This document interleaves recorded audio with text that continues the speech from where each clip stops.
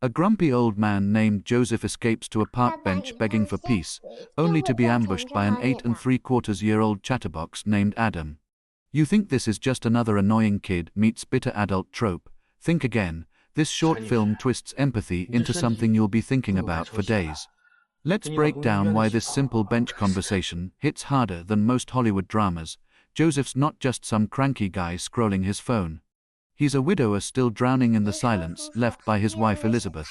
He comes to this bench every single day, not for the scenery, but because it's the only place he can pretend the world hasn't moved on without her.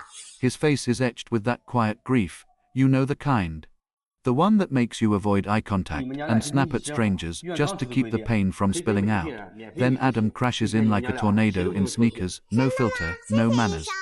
Just a kid with a million questions and zero sense of personal space.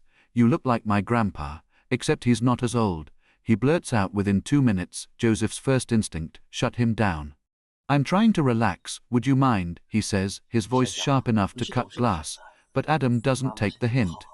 He plops down next to Joseph and launches into his life story. His mom's with her boyfriend. He's in 2nd grade. He has a girlfriend named Katie who's the best I've ever had.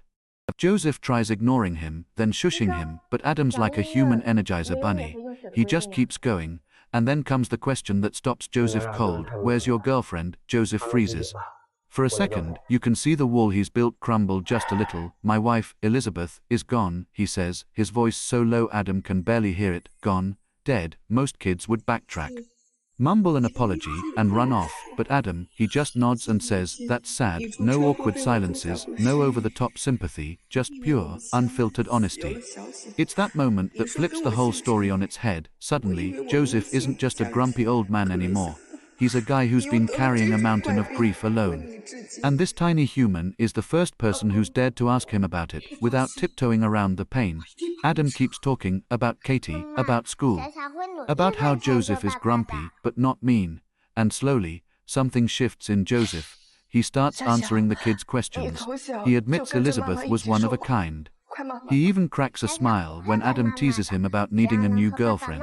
There's not enough time left for me for those kind of shenanigans, Joseph says, but his eyes are soft when he says it. What makes this short so powerful isn't some big dramatic twist or grand gesture. It's the small stuff, the way Adam doesn't treat Joseph like a fragile relic. The way Joseph lets his guard down just enough to remember what it feels like to connect with someone.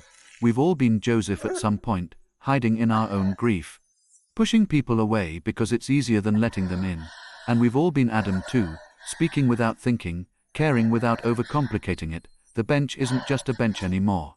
It's a bridge between two people who needed each other more than they knew. Joseph goes to that park, looking for peace. But what he finds is something better. A reminder that grief doesn't have to be a life sentence. Adam isn't trying to fix Joseph. He's just being present, and sometimes that's all it takes to start healing. By the end of the film, Joseph isn't smiling like a man who's forgotten his pain. He's smiling like a man who's finally allowed himself to breathe through it. Adam runs off to find his mom, but he leaves Joseph with something no therapist or friend could.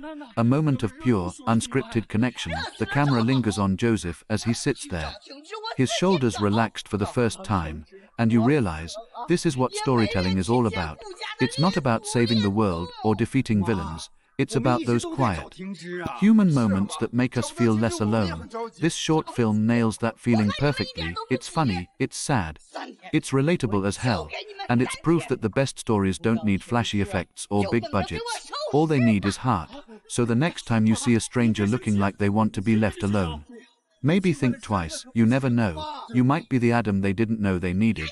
Or maybe you're the Joseph who's been waiting for someone to break through the silence. Either way, this film is a gentle nudge to open up, be kind, and remember that we're all just people trying to get through the day, one conversation at a time.